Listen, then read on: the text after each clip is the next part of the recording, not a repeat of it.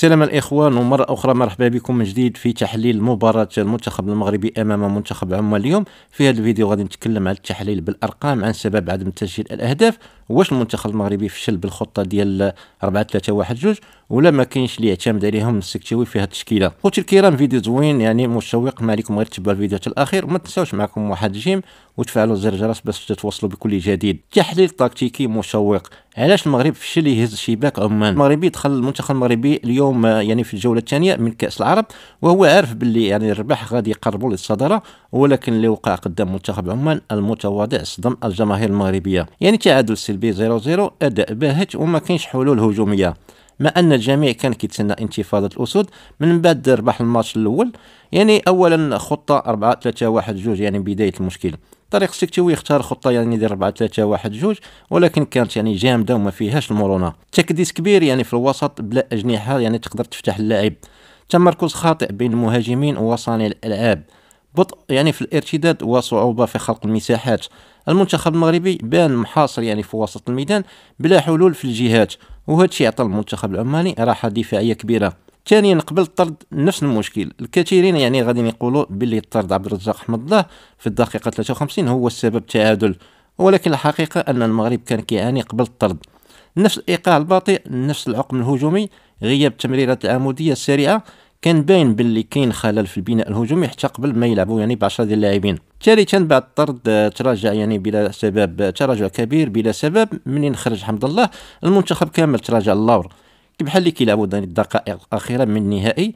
هذا التراجع عطى المنتخب العماني يعني شجاعه هجوميه، زاد الضغط على دفاع المغرب، خلى المغرب يفقد السيطره على وسط الميدان. ولكن مع ذلك يعني مدرب كيروش ما خلقش فرص حقيقيه، يعني حيت عنده الخطه ديال 4-3-3 كانت يعني دفاعيه فقط اكثر من هجوميه، وكان كيعتمد على التسديدات البعيده والكره الطويله. رابعا خطه كيروش 4-3-3 استفادت يعني غير من الضعف ديال المنتخب المغربي. كارلوس كيروش بنى خطته على حاجه واحده، حرمان المغرب يعني ما فتحلوش اللعب على الجوانب.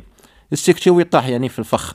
ثلاثي الوسط ديال عمان سيطر على المساحات، الاظهره ديال عمان سدات العمق، المهاجمين ديال المغرب لقاو راسهم يعني معزولين يعني كاع في الملعب. خامسا شنو خاص السكتيوي يدير دابا؟ السكتيوي واقف في مفترق الطرق يعني باش يصحح المسار قبل ما يواجه منتخب السعوديه.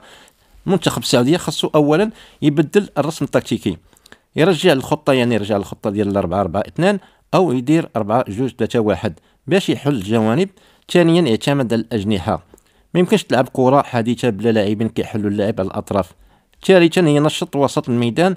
وسط المغرب كان يعني ثقيل بزاف، وخاصو لاعب كيدور الكره بسرعه ويبني الهجمات. رابعا الجرأه الهجوميه. الجمهور اليوم يعني فقد ايقاع اللي شافه في الدوره الاولى، خاص يرجع الروح قبل ما يفوت الاوان ويفوت الوقت. سادسا يعني شنو كيتسنى المغرب قدام السعوديه؟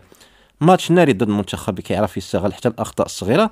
السعوديه عندها يعني ضغط عالي ومنظم، سرعه في الاطراف، قتاليه في الوسط، قدره باش يسجلوا حتى من انصاف الفرص. يعني اي اداء ضعيف بحال ماتش عمان يقدر يحط المنتخب المغربي في موقف صعيب بزاف.